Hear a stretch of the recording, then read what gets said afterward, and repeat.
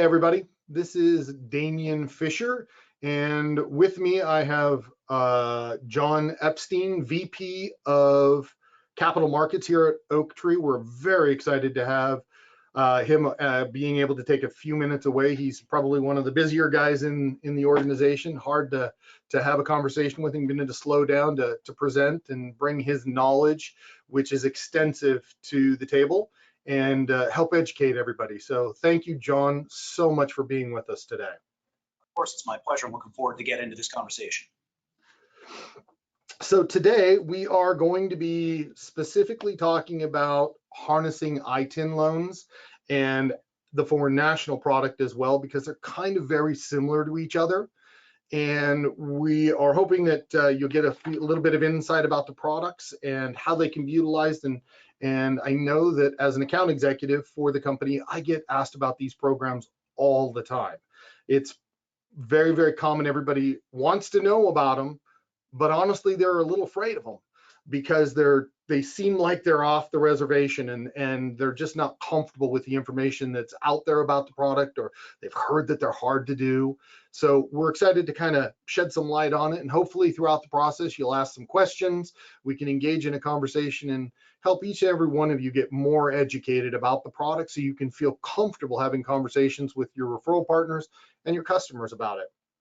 So today, kind of walking our way through the presentation itself, we're going to talk about understanding ITINs, kind of what goes on in the background in regards to the guidelines and whatnot, what criteria are for the borrowers, what we're looking for, and then we're going to move from the ITIN borrower, we're going to move over to the foreign national, which are folks that can only be here for short periods of time and have visas that are associated with that. What the advantages are as a broker to being able to offer this product and open up the doors and have conversations with people about that you have the product available. And last but not least, it's always important as we kind of move through and we talk about the guidelines, is then giving you some practical applications, where it fits and how you can use them throughout the whole, after you understand the product. It's always easier to understand it a little bit if you can use a scenario for it. So we're going to start right out of the gate with our ITIN borrowers and kind of talk about what they are. The IRS can't give us an exact number, but they're as how many people have ITIN loans, but currently they're part of a 21 million person of unbanked customers in the United States. So they've come to the United States, they're working here, they've filing taxes, and they've under their ITIN, and they're taking the steps to be a contributing member of our society, and they're trying to get loans. They want to fulfill the American dream of being able to buy a house and move forward through that. And as of 2019 and 2021, there were over 3 million ITIN applications with the IRS, which is a huge number, and even more that are already sitting out there. According to the statistics, the vast majority of the ITIN applicants are Hispanic, and plenty of volume in the Southwest. You can find the ITIN borrower wherever there's a large farming community. Oftentimes how it starts is they follow through the farming, and then they move out into the communities and become integrated in the communities, and they become they're working in the crafts, in the trades, they're in the restaurant industry. And so you find that as they are expanding their presence in the marketplace, they're going to find that that's where your opportunity is. It is largely a blue collar where we find them the most common. John Sexton, who is a correspondent lender with us with Sierra Mortgage Capital, says he sees many hardworking, primarily blue collar borrowers that are utilizing the ITIN program. And as I was talking about, a lot of the folks that utilize this product are in the trades, in construction, landscaping, restaurant and hospitality, and similar. This is a product that is being constantly talked about within the community as to who offers them, who actually can close them, is another conversation that we often had. And here at Oaktree, we really do a very good job as we talk about how you fit into the programs. And I'm going to let John take over and kind of talk about understanding these products. Great. Yeah, you can move on to the next slide. I'll kind of touch on how to better understand an ITIN borrower. So really, an ITIN loan, as Damien kind of touched on, is there for individuals who, rather than a social security number, are assigned an individual tax identification number, obviously the definition of ITIN right there. So they're designated for US citizens that are currently residing in the United States, but paying taxes, et cetera, under an ITIN as opposed to an SSN. They use this ITIN as non-US citizens for gaining access to credit. Obviously things like auto loans, personal loans, or in our cases, we're speaking to directly, mortgage loans. Borrowers with ITINs, they need to ultimately provide a certain amount of documentation as would be expected and is required. We need to have unexpired government issued photo IDs. That can be in the form of a license, government, etc. We need a copy of their ITIN card or a letter from the IRS, essentially saying that the borrower has been assigned an ITIN, but they're waiting for their card in the mail, or whatever the case may be. So ITINs are very, very useful, and they because they provide access to credit for an underutilized segment of the population. Non-US citizens that don't have a social security number, giving them access to mortgage financing, once again, as Damien made mention to, of attaining the American dream, building credit history, owning property in the United States. Yet we have relatively flexible approval criteria. As we'll get into, we're able to do ITIN loans under bank statement and full documentation for second home and owner-occupied properties. And you see a lot of the same flexibility we apply to our standard non-QM production under the ITIN criteria. So we'll get into some of the scenarios we've touched on as far as recent loans we've closed that were first-time home buyers and various things like that, that once again fall outside that normal credit box, that we were able to apply that non-QM rationale to an ITIN loan. So we're able to kind of bring the best of both worlds in our ability to originate ITIN loans. This is a copy of our current ITIN program eligibility matrix. As I mentioned, we do offer this on bank statement and full doc loans. We can go all the way up to a 80% LTV on both of those. If you'll notice in the upper left-hand corner there, we're saying full and bank statement loans. We are only able to currently offer these as purchase and rate and term refinance transactions. We are not able to offer them as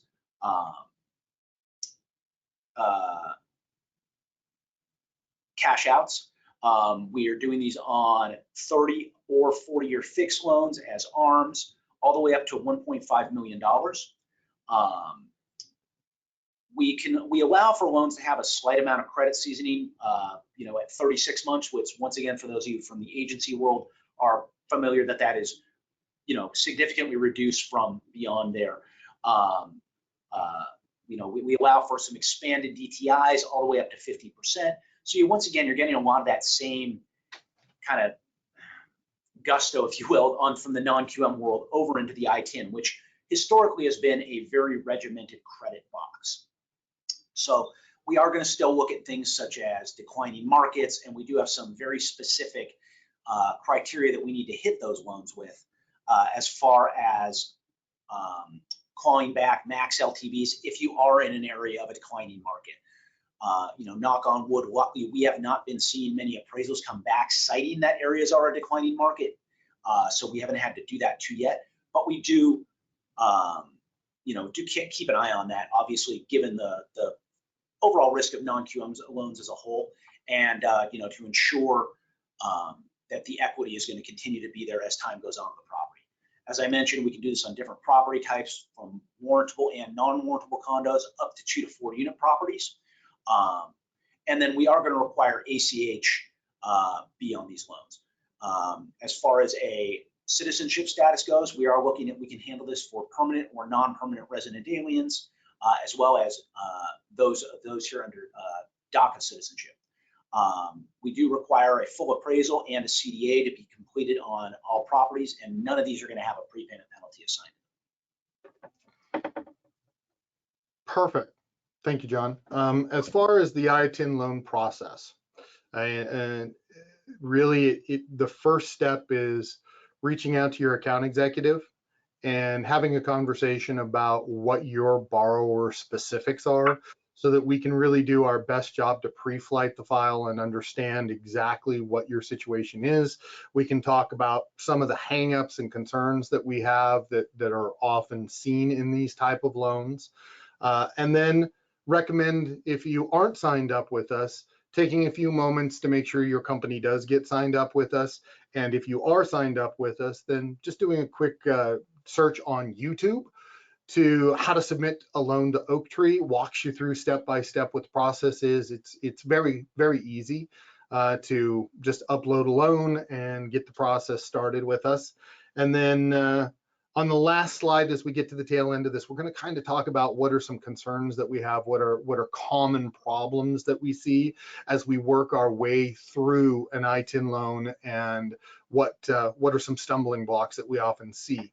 But definitely, most importantly, getting with your account executive and having a conversation with them about your particular scenario.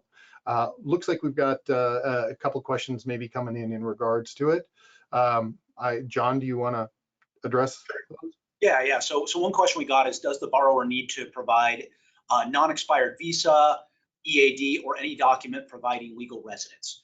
So this question gets a little nuanced, because we at Oaktree Funding do offer loans for permanent, non-permanent, foreign nationals, and ITIN borrowers. So it really depends on what the citizenship status of the borrower is at this moment. If they are here under, for example, a long-term work visa, yes, we would need evidence of that. However, if they are here truly under an ITIN, then we would put them under the ITIN program. So it really, we would need to look at kind of the specifics of your borrower and what their visa type is, in order to kind of give a little bit more guidance on what documentation we would need.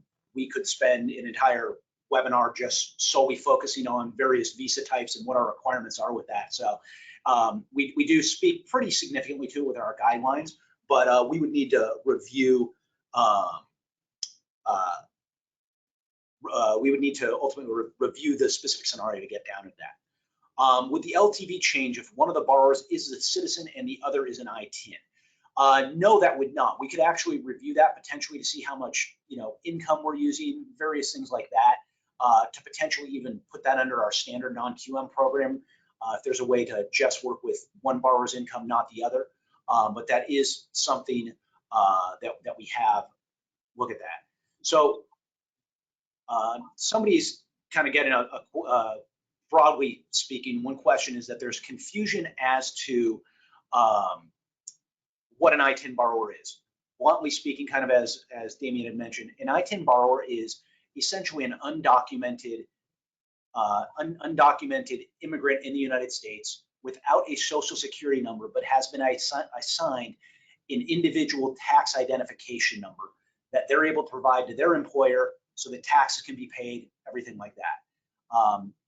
More often than not, they have been issued a state ID, driver's license, something to that effect, or a passport. Excuse me, not a passport, but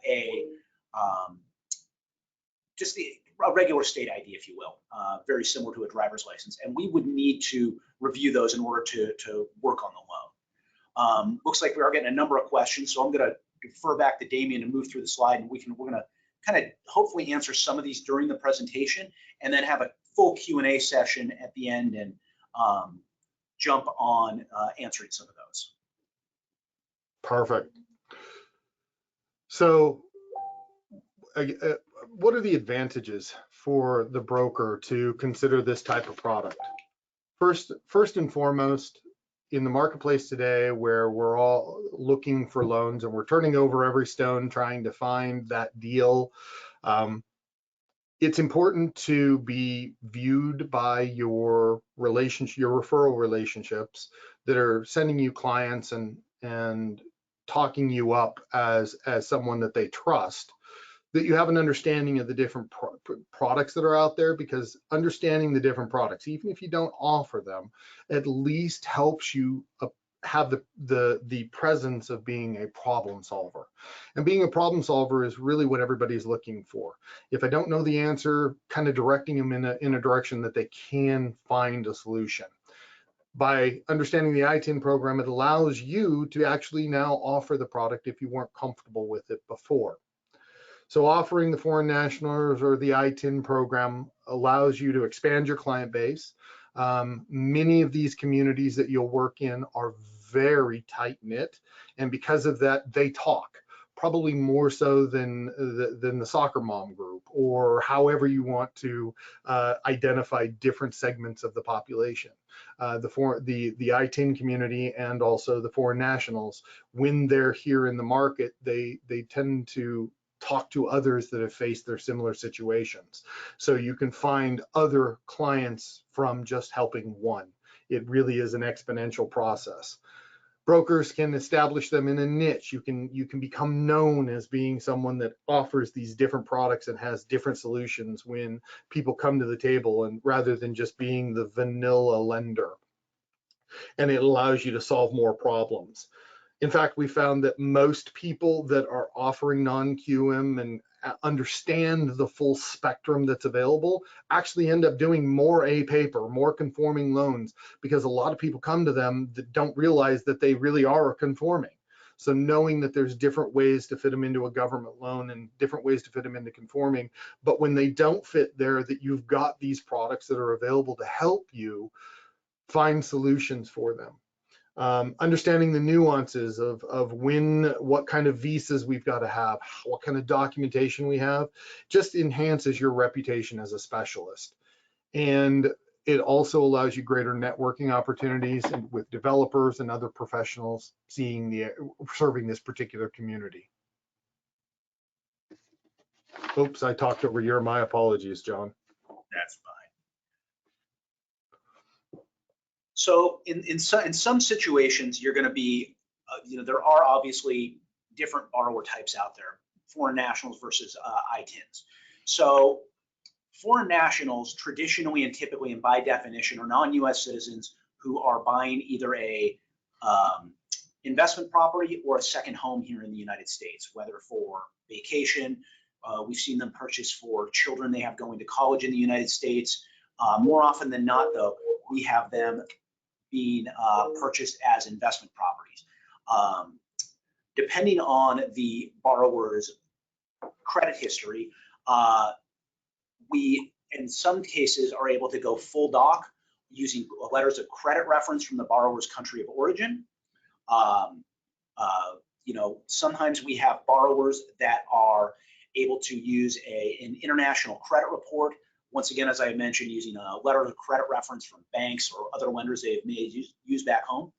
But the most common way we see foreign national loans handled, because of the ease of documentation, if you will, is going a standard DSCR loan. We have a number of investors internationally purchasing property here in the United States, and we're able to simply use a debt service coverage ratio on those and help move that through with kind of limited documentation. So foreign nationals can oftentimes, especially for investment properties, be the way to go as opposed to going a traditional ITIN route. There's limited documentation required. We simply just need appraisal, and we're able to kind of push that through.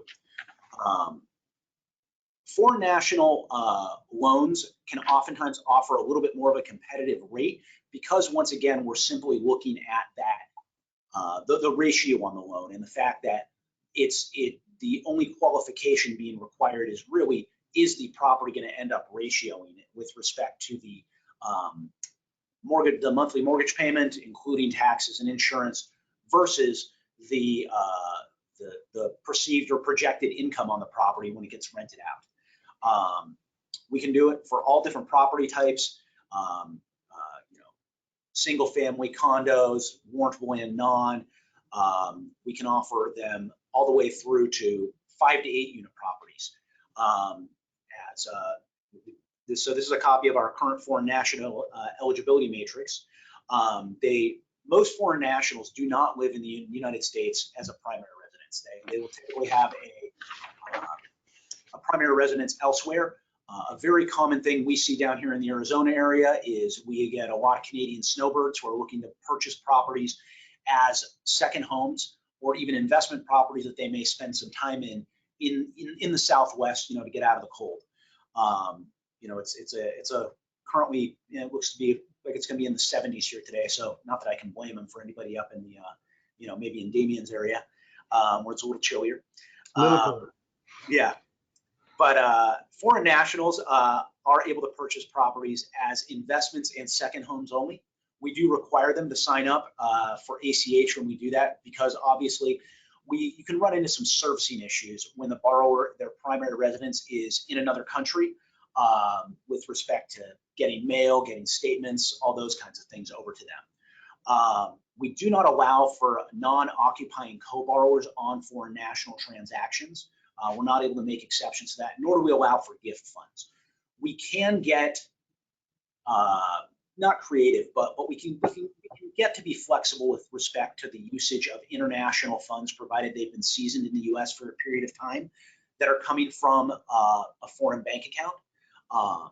And as you can see, we can do these loans all the way up to an 80% LTV. I'm getting a note here that somebody wasn't able to hear me for the past couple of minutes. That's the only report I'm seeing of that. I believe Damien can hear me. I can hear you. It's coming through on my side. Yeah. Okay, it sounds like that might just be so like I said, we can keep foreign nationals up to as high as an 80% LTV. Really kind of depending on the scenario, what their residency status is, where the file is DSCRing. We have a number of different potential characteristics we're going to apply to that. Foreign national loans are going to be requiring a prepayment penalty. I do know that down below it does show an option for no prepayment penalty. That is, in states where it's legally not allowed for us to, for U.S. citizens. For foreign nationals, we are essentially able to circumvent that. We do require there to be prepayment penalties on there. All of this information is on our standard credit matrix that you can pull down anytime on our website. We try and require escrow accounts on these, although that can be purchased out. Although once again, as I'm sure you can imagine, for a borrower residing in another country, it's typically easier to have an impound account so that we can ensure property taxes and insurance on their property that they've paid are taken care of along with that ACH. So foreign nationals, as I mentioned, are only able to purchase these as investment and second homes. They are not able to purchase them as a primary residence. However, kind of a subset of the foreign national are permanent and non-permanent resident aliens. Depending on the visa type and the kind of the logistics behind why they're here, we do have primary purchase options and opportunities for those that one of our A's would be happy to discuss with you in depth. So one of the primary reasons kind of for this presentation was to express and get the word out to the community that no loan should be turned down. Any potential opportunity you have for any employment or any type of citizenship in the U.S., Oaktree more likely than not has an opportunity for us to do that loan for you. So please bring it to us, speak to Damien or one of our other seasoned account executives, and we can talk through the nuances with you. Perfect. So kind of talking about some of the problems that are very common with these type of loan types. So oftentimes, one of the questions that I did see earlier, we're going to address it here, in that what we utilize with an ITIN loan is it's got the same numbers, so you actually pull credit under the ITIN. So it's we're not going to be able to use anything other than an ITIN for a credit repository, and they do have to have standard trade line requirements. We've got to see 3 years worth of history, at least 12 months long, or 2 trade lines that have been rated for 24 months. So you look for that kind of credit depth to make sure we've got the credit character that we're looking for to be able to close these type of loans. Often though, one of the problems you do see is that we don't have that credit depth, so we've got a limited credit history, and so that is a concern that we always try to look for right out of the gate. Another one is documentation challenges, verifying our income and employment for someone with an ITIN. I like to call and focus on ITINs for self-employed borrowers. With my relationships, it's easier, it's cleaner. We don't typically have any problems. If they have a borrowed Social Security number, not a program that we're going to be able to use, not a borrower we're going to be able to assist. We are looking strictly at the ITIN and being able to document them through their ITIN. Oftentimes with ITIN, we also can have income that's outside the US, which becomes difficult on the ITIN program because they're supposed to be living here in the US, and that's what the program is built for. So utilizing foreign income doesn't fall within our guidelines very well. Regulatory compliance, of course, we have to be looking at everybody, both with ITIN and within the foreign national group. We have to be looking at the OFAC list and the sanctions list, making sure that they're within an acceptable clientele that we can lend to without violating OFAC.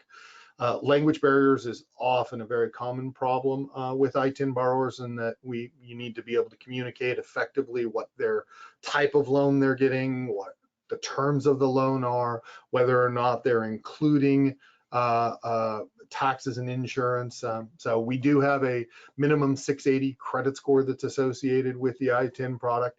Another one that we don't have mentioned here that I've found very common is tracking the income when we go to bank statements. Particularly within communities that don't trust the banking system, a lot of times you're going to find that money is outside of the banking system, and so that creates its own problems. Or the way that they lend money within the family unit can often make tracking where the money is coming from very challenging. And we do have to follow good lending practices that make it so that we've got to track and see where the money's come from for the last 60 days. It's a requirement for us. So that can often be a problem that's associated with it. For foreign national borrowers, verification of the assets, making sure that we can use foreign assets. They only need to arrive in the US 10 days so that we can document 10 days before our closing. So you can have wires from an international source coming into an account, but we have to have a valid account that we've documented it in. We have to have it translated if it's in a foreign language. And Canadian citizens are very easy. Most of those, unless you're out of the Quebec area, tend to be in English. But when you move to an African nation where we see a lot of foreign nationals, or you're coming from someplace in Asia, those are often in a different language. So you end up having to have those translated. We have to have a certified translation of the documentation. So finding a good translator that can can do the translations and get them in a format we can use can sometimes be a challenge. Exchange rates can also, if you've got coming from a currency that has high fluctuations in how it translates into US dollars, that can be a concern. And then the legal and immigration status, of course, knowing what the visa types are and making sure that we've got the proper documentation that's associated with it. A lack of US credit history is certainly an issue for foreign national borrowers. Sometimes I've seen a few files that they actually do have an ITIN loan, and those are pretty straightforward because we follow the same practice as if they were an ITIN, even if they are a foreign national, because they already own other properties here in the US. But most of the time we're going to be going without an ITIN for a credit score. We're going to be just using the foreign built credit. And one of the questions that it comes with how are we building foreign national credit? We're going to be looking for a letter of credit reference, not a credit line of credit. So a credit line letter from their bank from the country of origin, we're actually going to be looking for just a letter of reference showing that they have borrowed from the bank and that they are a good credit risk in the length of time that they've had that relationship with the bank. Or, if we can get alternative documentation. So a lot of times, particularly with Canadian citizens, we're able to document a mortgage and get 12 months history of that mortgage through 12-month statements showing that they've made their payments on time. Another one is getting up to 24 months worth of credit statements, again, if they've got a credit card in their country of origin, so that we're able to then document 3 essential trade lines for that's the equivalent of if we can't get that credit letter. So there's a variation, and we can work through that with your particular scenario. Your AE will be able to help you walk through it. And then the other one, of course, is the international banking regulations and how we get through the know your customer and where's the money coming from. So as I mentioned, we've done some ITIN loans recently that was slightly complex and had its own fair challenges. And so these were some of the kind of the challenges that we were able to overcome with respect to this scenario and get the ITIN loan done. So the borrower was a first-time home buyer, so they obviously had some difficulty navigating the mortgage process as a whole. And the ITIN process in and of itself is always a little bit more complex. So our AE was able to work with the broker, and communicate to the borrower why we needed the documentation we needed to ultimately show that, that they were a worthy credit risk, if you will. We did that through the obtaining of verification of rents, showing that rental history, with it not being a formal rental agreement or potentially an uncooperative landlord. We weren't able to get that, but we were able to get documentation showing that the borrower had been making, rental payments, essentially giving them that additional credit support that we needed in order to get the loan done. Obviously, as Damien had mentioned, there can be some language difficulties and disconnects on the languages. In this case, our borrower was from Mexico, non-English speaking, and there was some communication difficulties with their realtors and ultimately back up through us, and we were able to leverage their daughter for use with help getting everything translated. But that's not uncommon. You'll see oftentimes the younger generations are bilingual, whereas sometimes the parents are not, and we have to bring them in order to help us get it done. We do have some resources here that are able to help in that area. The borrower obviously maintained a very strong credit history on this, and which we needed to supplement and document that this was once again a credit-worthy borrower. As I mentioned, the borrower's daughter played a pivotal and instrumental role in their finances or in the communication, but she was also played an instrumental role in managing their finances. So she was a big help in helping us document that the borrower's rent was getting paid from his account through his income. She was not the one doing it. And then in addition, this is because when it rains, it pours on these kinds of things. There was a credit report error listing the borrower as deceased. So that was obviously not an easy fix, but it was one that we were able to get done.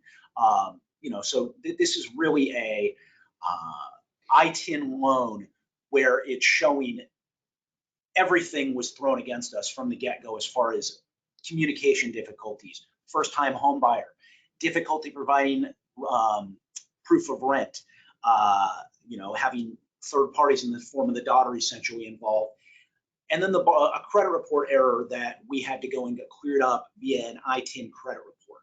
So all of this coupled with the fact that the borrower was a self-employed business owner, here working in the United States, ultimately just trying to acquire the American dream and purchase a property that they were going to live in with their family. So we were ultimately able to document all of that, accomplish that, and get the loan done for them. It was definitely a challenging loan. I know I played a little bit of role in getting some of that done and talking through with the AE and some scenarios. Our COO is not on the call, also spent a good number of hours on working through this. But what it goes to show is that when you bring us these difficult loans here at Oaktree, no matter how hard it seems from the get-go when it's presented to you as an application, we are willing to go the extra mile to help get that done. So kind of a recap, really important to note when dealing with these type of loans, don't expect it to be straightforward oftentimes because the documentation isn't always as clean as we'd like to. So set aside time for communication, set aside time to really make sure that everybody's on the same page moving forward. This slide really talks, the next one talks about NAFTA, and really it has more to do with the documentation. So a Canadian citizen is the most common that we see this apply because of NAFTA and how it was drawn up, that as long as we've got a driver's license from Canada, we can actually bring them, that we can utilize that for documentation. We still have all the other requirements that are associated with it, but we do get to use a reduced documentation. You don't have to have a passport for the foreign national when they're buying a second home or an investment property. It's just a copy of their driver's license. That's the short version of this slide to make it pretty easy. I know we're coming into the last 20 minutes. I'll make sure that we'll let John talk about the visa types. So as I kind of alluded to, you know, some of these borrowers are going to have visas, others are not, and it all ultimately falls under the, you know, ITIN versus foreign national, and then kind of subsets of that of permanent and non-permanent resident aliens. To discuss the specifics of the visa of your borrower, if they have one we're not going to touch on today, I highly recommend you reach out to us and we can look into kind of our requirements or if we have any eligibility restrictions based on the visa type. But, you know, for ITIN loans, once again, just kind of a recap on it. ITINs are available specifically to borrowers who don't have a social security number, but they have an ITIN, often used by non-US citizens who may or may not be in the country on a short-term work visa. The visa type for ITIN loans isn't as critical as it is having an ITIN and meeting other requirements. We will definitely need to see a local/state government issued ID, need to see credit history, employment, whether that be self-employed or full doc. So that's kind of more for the ITIN. Foreign national borrowers are non-US citizens who looking to buy property in the US, once again, as either an investment property or a second home. We have multiple options for them depending on their residency status in their country of origin, you know, a number of things. For example, we see international borrowers who, common is an international borrower whose primary residence is in Canada and they own an import-export business into the United States kind of thing. And in those instances, they are claiming US credit through their ITIN.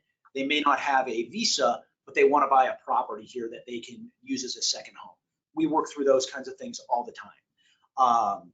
So the requirements ultimately depend on the type of visa that the borrower has and then what type of loan they're ultimately looking to get. Be blunt, it is very easy for us to accommodate you if you have a foreign national borrower who resides in another country simply looking to buy an investment property here in the United States. That is incredibly easy. We even have options if they don't have a credit score reporting here in the US or anything we're able to use. We would just default to a specific credit score and then qualify them off of that. It is a slightly restricted LTV, but we do have options for those foreign national borrowers that are not reporting a credit score or able to give that to us. But conversely, if you're able to bring us a borrower who does have some kind of presence already in the United States that do have some credit scores reporting, we can usually get a little bit more aggressive on loan to value, rate, things of that nature, because they already have that predetermined credit history in the United States. So their credit risk gets minimized a little bit because we know that they're already operating here in the US. It's the same for if we can show that they already own other properties here in the United States and that they're a worthy credit risk and they've been making payments on those and they're just simply looking to expand that portfolio. We have options for borrowers here who are non-permanent residents here in the process of obtaining a long-term visa or a green card, things like that. So these visa types and the scenarios surrounding them really do become kind of nuanced. So the best thing to do is to reach out to your account executive or email us in or give us a call to just chat through your scenario. The information I'd recommend you have in hand is what type of visa or what is your borrower's citizenship status or lack thereof, and begin to give us some of that guidance. And we essentially have a flow chart that we begin to follow is once we get a better idea of what you're looking for your borrower with respect to LTV, transaction type, property type, everything like that. Like I said, the best way to get the best feel for your loan, and if we can get it done, is to reach out to your AE. Just a couple more slides and then we'll get into answering some of the questions that you've got sitting out there. How to find and cater to the ITIN borrowers. Again, I kind of referenced this earlier in the conversation about this particular community within the ITIN community and also within the foreign national are very close knit. They talk to each other, and so once you've been able to help them, they will take the time to refer to others how they were helped and send them your name because you become a trusted resource within the community. So making sure you're doing community outreach within the high foreign national areas. Again, we tend to see them on the coasts, down anywhere that there is a lot of high farming activity or in the trades particularly. Becoming culturally competent and understanding sensitivity that their particular unique situations bring opportunities while they also bring complications. So it's a matter of being patient and helping them through the process and explaining, doing your best to continually explain it to them. Marketing strategies include doing booths, presentations, reaching out and doing to the local community, meeting them where they're at, building trust. So knowing that you're not there for just the loan, but you're actually there to help them obtain the American dream and focusing on understanding their particular needs. As John said, these loans are very nuanced, and so it usually takes a little more time to work out the structuring to make sure you've got the right answers and that you're anticipating any future problems that are associated with it. Networking and partnership, again, once you move through an understanding the sensitive and are sensitive to the needs of the community, you will be able to find more and more people are referring you within the community.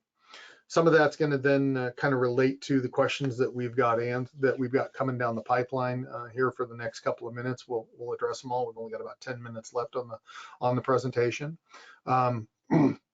There's one that I really saw right out of the gate that I want to make sure I personally address because it's so common. When we have a borrower that has a borrowed Social Security number and we're trying to go full doc and they're a W-2 employee, that is not a client that we're going to really ultimately be able to help. That documentation doesn't support the files that we are able to then take and move on to the private market and be able to sell those loans. So again, we're looking for the borrower that has an ITIN credit score, that has ITIN profile, and our minimum credit score on the ITIN is 640, and that's again for owner-occupied properties in the United States. The foreign nationals are a product that is really meant for those people that are coming as a second home or buying as an investment property. Is there a question you'd like to address out of the list, John? No, I think, well, you hit that one really well. So one of the more recent ones was, do we have any LLPAs for ITINs, or would the rate be similar to one for a similar loan with an SSN, which is a great question.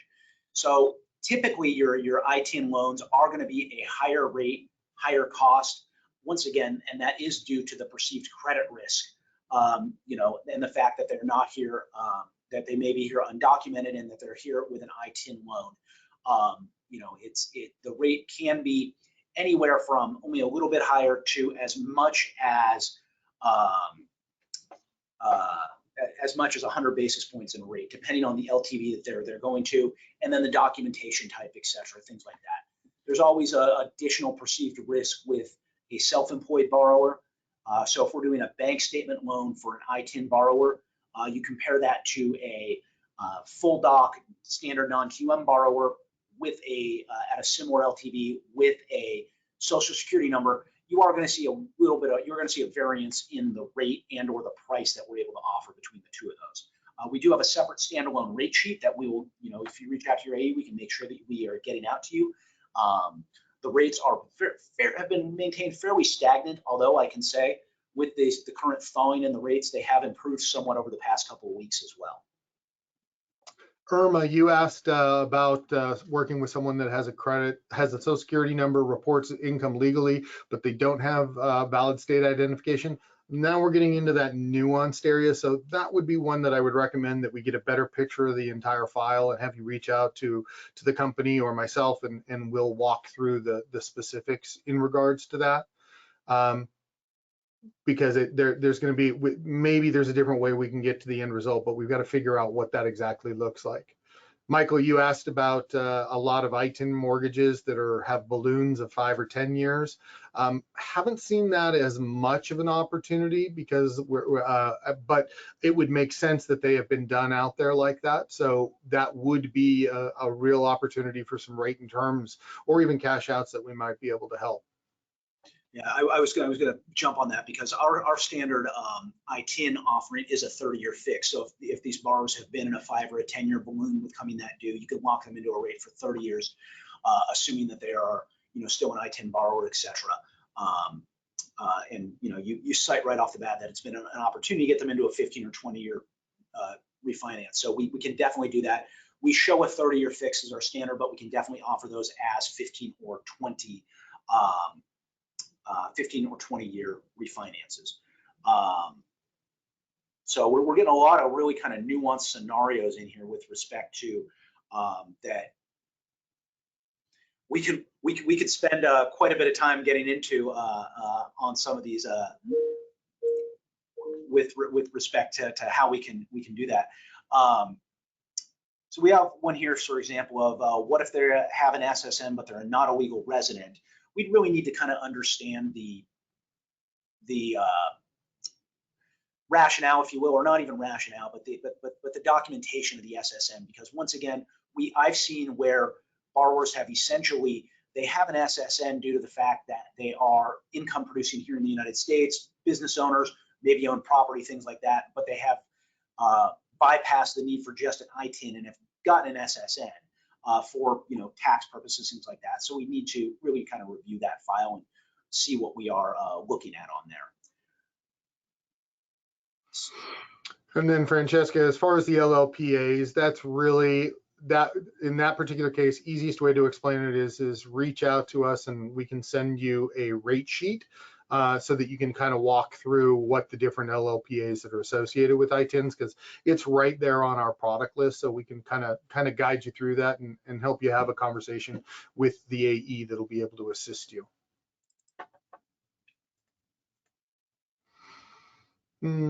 Let's see.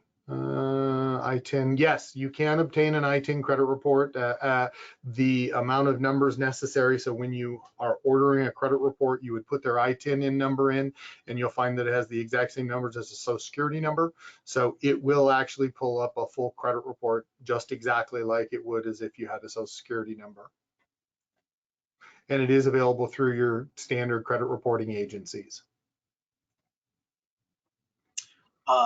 We do have guidelines available for ITIN and foreign nationals. I just recommend reaching out to your assigned account executive, and we can definitely get those. We don't put any of our guidelines behind any kind of firewall or anything like that, or most of them are posted up on the website, and we're able to you're able to pull those down. There is a good one here that often comes up in conversation as well. We cannot do a foreign national on an owner-occupied property. By nature, the foreign national is an investment property or a second home, but it can't be their primary residence because of the nature of the product and the loan itself. So we want to be careful. I mean, that's a very common question. We've got people moving into the United States. They don't have a credit file yet, so we don't have an ITIN number, we don't have a social security number, but they want to buy the house that they're going to live in while they're working for the company or doing the business that they're going to be doing. That is not, we don't have enough of an ability to define what their credit character is to be able to identify if they were a good credit risk or not. So we can't do an owner occupied for someone who doesn't have that credit profile as a type of product, but we would have to, can only do them for investment properties. To piggyback off that scenario, though, as Damien was just mentioning, we would be able to possibly consider them, depending if they are here on a long-term work visa, under a non-permanent resident alien type transaction. And we have a lot of options for that. You know, almost too numerous to get into. But once again, I highly recommend you reach out and we can review that. Question we just got is, can an ITIN buyer do a P&L loan, or does it need to be a bank statement? That's a great question. As of now, we're only able to offer them as bank statement or full doc. We are in discussions with some investors that are actually looking on, so much like we're, you know, really trying to get the word out about ITIN loans, more and more investors are seeing the need for this, and there's more and more liquidity coming into the secondary market. So right before this call, just had a call with an investor who was picking my brain about ITINs and what we're seeing, and was asking me for some color as far as what I'm seeing with respect to documentation, what the need is for this. And I actually specifically mentioned that a niche I think that they would do well in is if they were to offer a P&L program akin to our P&L program. You know, it doesn't just need to be that, it can be supported by bank statements, etc. But right now, we're only able to offer them as a bank statement transaction, but there is hope that we are going to be able to roll into the array of alternative documentations that we're able to offer on our non-QM programs for ITIN loans as well. Now, that doesn't preclude, if you've got a US citizen doing a loan with someone who has an ITIN, we can do, if they own the business, or if they are not particularly the business, but if they're a W-2 borrower, we can have both on the loan. So mixing and matching is again, we're back into a nuanced situation. Encourage you to reach out to your account executive and really have a good conversation about the unique profile of your scenario. We're running into the top of the hour, and it looks like the questions have slowed down. Again, we are so grateful for the opportunity, the choices that you have in the marketplace. We look forward to being your partner and helping you be successful in this particular area of the market. Grateful for John. I mean, very, very special that we were able to get John to help us today. If you do have any additional questions for us, please reach out to me, email marketing@oaktreefunding.com. You will get a copy of this presentation if you were recorded for the call. We're going to send out the recording, and we'll also, if you reach out to us and let us know that you're looking for guidelines for this program, we're absolutely able to do that for you and send it so that you can have it. And then if you need connection to who your company's AE is, by all means, we encourage you to reach out to us. We'll find out who your company is associated with. You get you lined out, and if you're not, we'll take the time to get you squared away and walk you through the process of becoming an Oaktree Funding broker. We look forward in the future doing business together. Thank you so much for your time today. Thank you so much, John, for being here and giving us your time. We're grateful for it, and we hope that you have a great rest of your week. Thanks, guys.